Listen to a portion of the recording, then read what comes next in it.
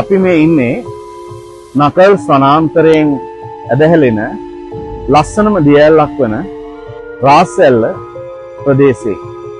මේක විශේෂත්වයක් තියෙනවා. ඊටාම අමුතු ගුප්ත ස්වභාවයක්. ඒ වගේම సౌందර්යයක්, දියකරු බවක් මේ ඇල්ල ආශ්‍රිතව තියෙනවා. ඉතින් මේක විශාල ගල් දෙබුක්කාවකින් පල්ලෙහාට කඩා වැල්ම ස්වරූපයක් තමයි දක්නට ලැබෙන්නේ. ඉතින් මේකේ ලස්සන ඉතිහාස කතාවක්, සැඟවුණු තොරතුරු ඇත්තටම තියෙනවා. ඒ නිසා ඊගෙන කතා කරන්න අපි අවස්ථාව දෙන්න කැමතියි. මේ රාස්සැල්ල ප්‍රදේශයේම උපන්දා ඉඳන් ජීවත් වෙන අපේ ලලිත් මහත්තයාට.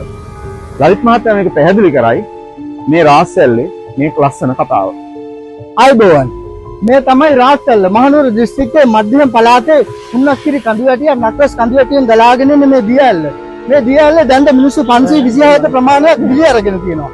ඒ වගේම තමයි අර උඩ බලේ ඉඳලා මේ යට බලයට වතුර පාරක් එන්න මාර්ගයක් තියෙනවා. ගල් දොරක් තියෙනවා. විශාල සුලියක් අරගෙනවා. ඒකට අහුවෙල විශාල මිනිස්සු ප්‍රමාණයක් මිය ගිහිල්ලා තියෙනවා. ඒ වගේම තමයි මේ කපලේ තියෙන සොරවුව මයංගනේ සොරබල වැවේ තියෙනවා වගේ මේ ගලෙන් කාපු සොරවුව.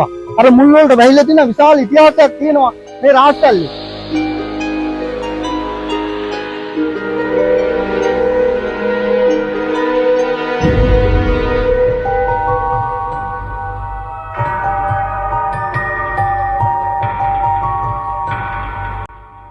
මේ විශාල ප්‍රපාතයකින් කඩා හැලෙන්නේ රවන් ඔය. රවන් ඔය තමයි රාස්සැල්ල වෙමින් මේ ප්‍රපාතයට කඩා වැටෙන්නේ. මේක නකල්ස් කඳු පන්තියේ සුන්දරම තැනක්.